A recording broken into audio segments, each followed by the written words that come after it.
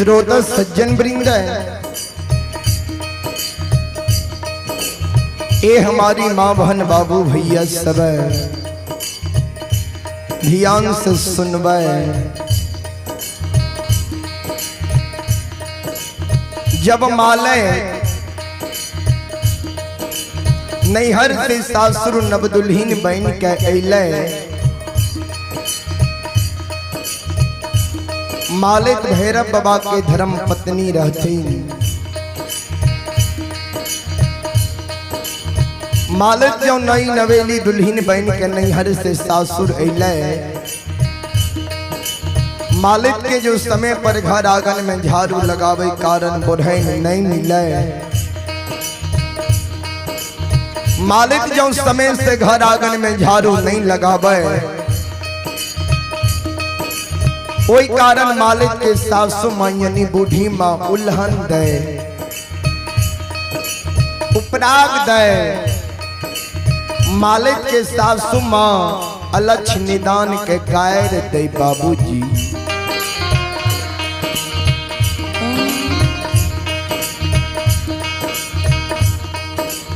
आय मालिक सासु माँ के उल्हन पराग के डर से बाबूजी सोतई के बेर में रात्रि के समय में सोना मुठी बुढ़ैन के सिरहौन के बगल में जुगुता के राख लिया।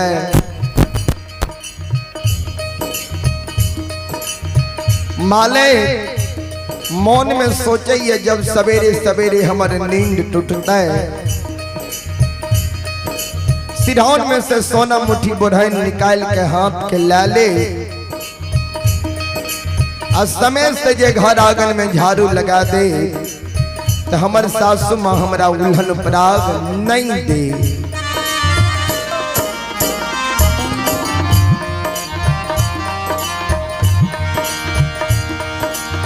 आयो भेल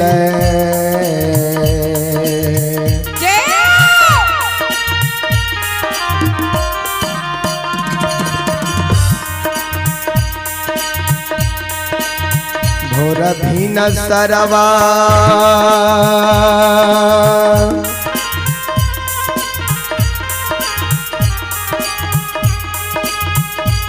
हे यो बाबू सा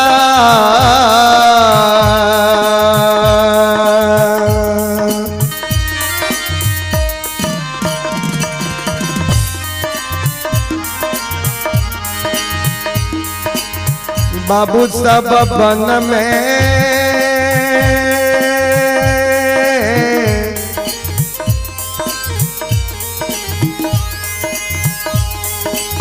बोलैया कोयल,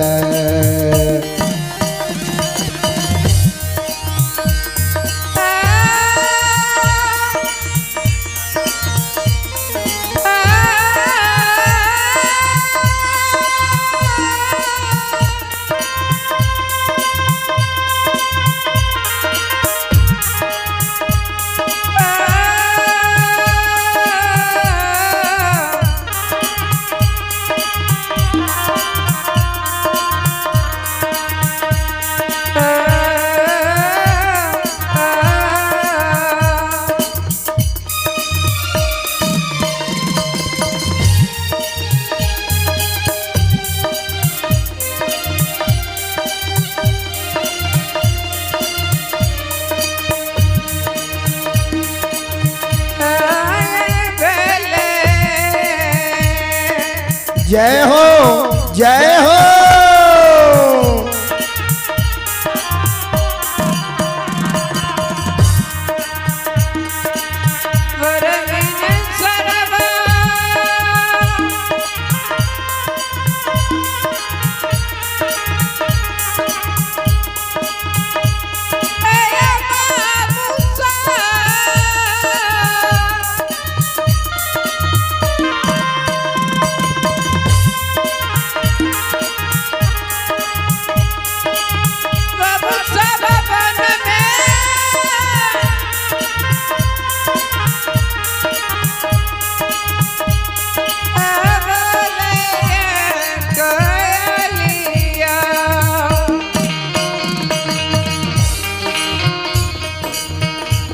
श्रोता सज्जन वृंद ए हमारी माँ बहन बाबू भैया सब ध्यान से सुनवे।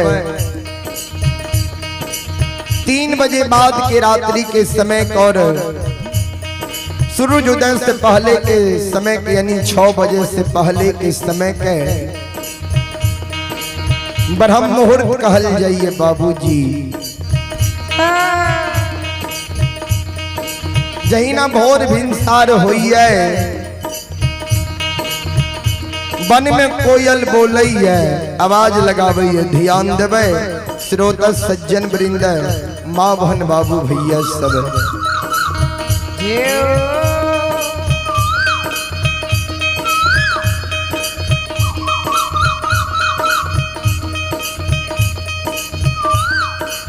जहिना वन में कोयल बोलले कोयल का आवाज मालिक के कान में नहीं सरवन में चल जाइए। मालिक के नींद बाबूजी टूट जाइए।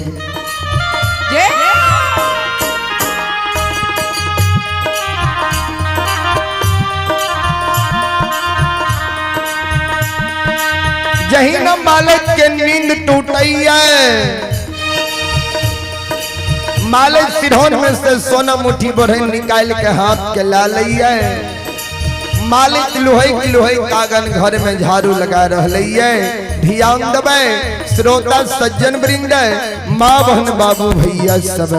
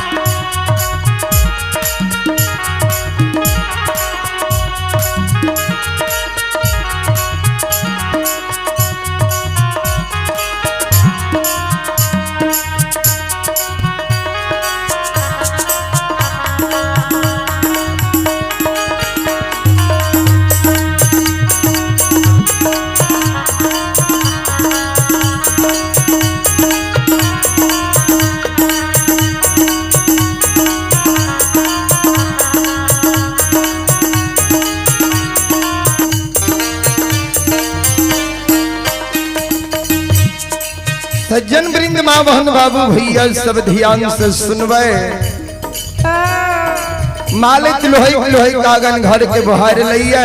बाबूजी बोटरन के माले एक जगह डरिया पर बाबूजी कूड़ी लगा दिए। जही ना मालिक घर आगन के बोटरन के एक जगह डरिया पर कूड़ी लगल के ता तक में मालिक के सासु माँ यानी बूढ़ी माँ के नींद बाबूजी टूट गए। जही ना मालिक के सासु माँ की नींद टूटैया मालिक के सासु माँ घर से बाहर होइए आगन आबैये आगन से डेढ़िया पर जाइए। मालिक के देखिए घर आगन के बोटरन के एक जगह डेढ़िया पर जामा के कूड़ी लगैने छे।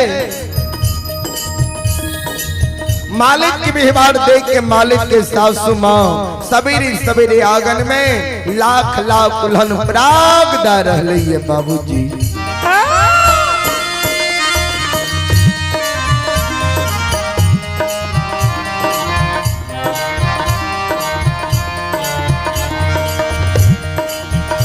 सज्जन वृंद जय भोक्षी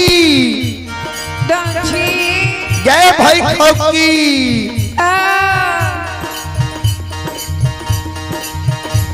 ये नीच घर के बेटी माले तू जे घर आंगन के बटुरन के एक जगह डेढ़िया पर कुरी लगा दली है तनियो को तोरा लुइर सबूर नहीं छो नहीं छो ज्ञान नहीं छो तोरा माले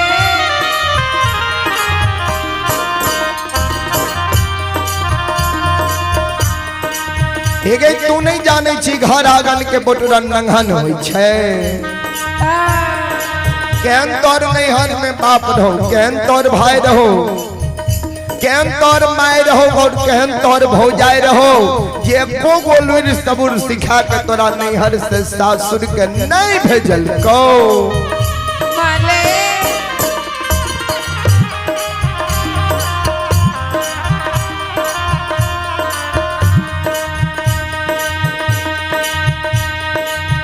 नैहर में तू अलच के चाल चले रही अलच व्यवहार रहो ये सासुर में अलच के चाल चले छी अलच व्यवहार छो तो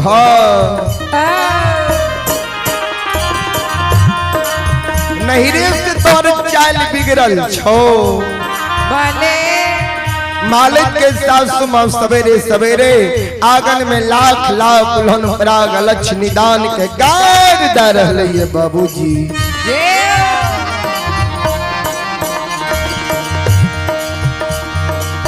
आगे नहीं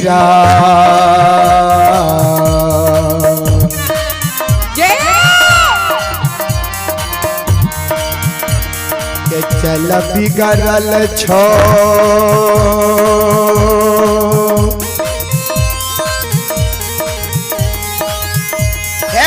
गे माले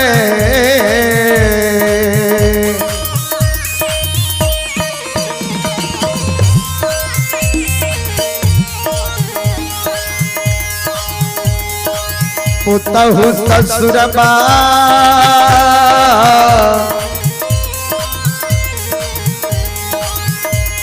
में छालो अलच व्यवहारा बा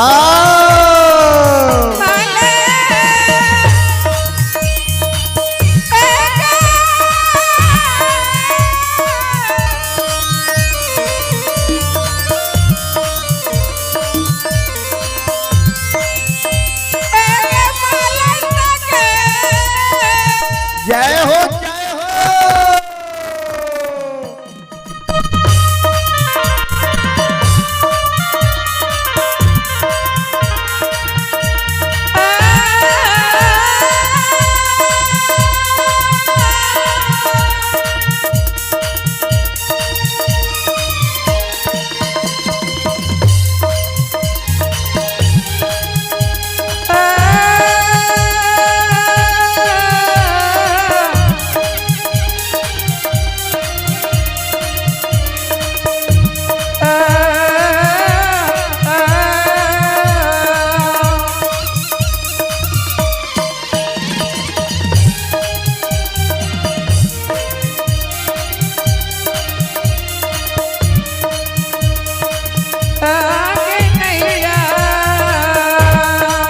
जय हो जय हो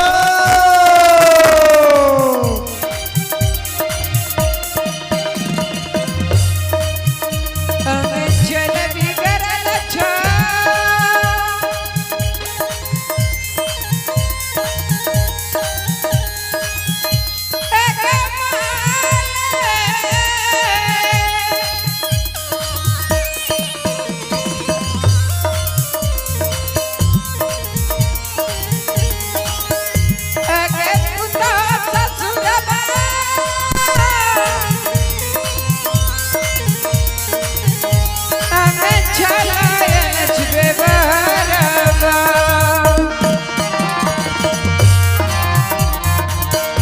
सज्जन वृंद मालिक के सासु मां मालिक के जे लाख लाख उल्हन पराग दे रहे मालिक सासु मां के उल्हन पराग सुन के सवेरे सवेरे आंगन में बाबूजी बैठ के मालिक का नहीं है मालिक के आंख से आंसू गिर रहले है ध्यान देवे श्रोता सज्जन वृंद मां बहन बाबू भैया सब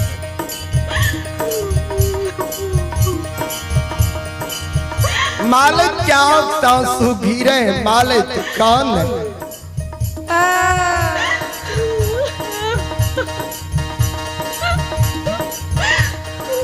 कैन कैन के सासु माँ के कह माँ ये माँ गलती हम कैलो हमरा एक चाट मारू भैया लेकिन हमरा नैहर के ने गाली दिया हमरा माय भौजाई के ने गाली दिया बाप भाई के ने गाली दिया हमरा माता पिता कुल्हन प्राग नहीं दिया हे सासु माँ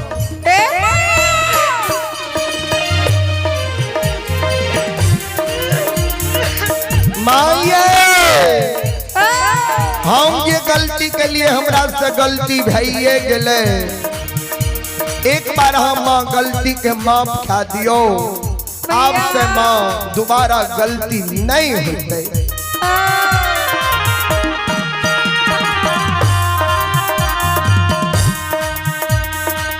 आये माफा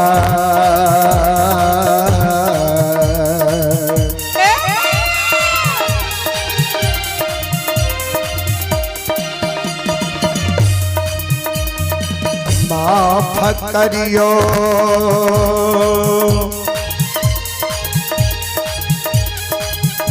हे सासु हे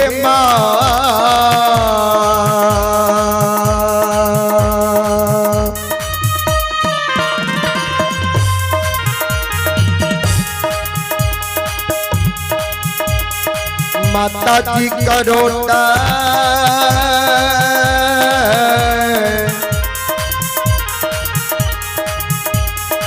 गलतिया पराधा पा हे माँ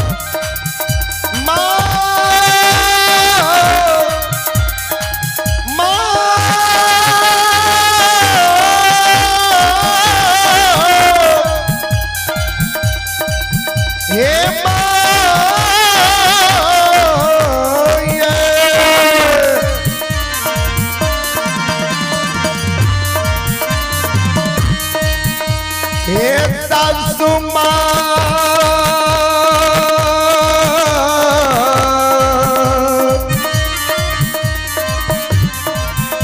हे माता जी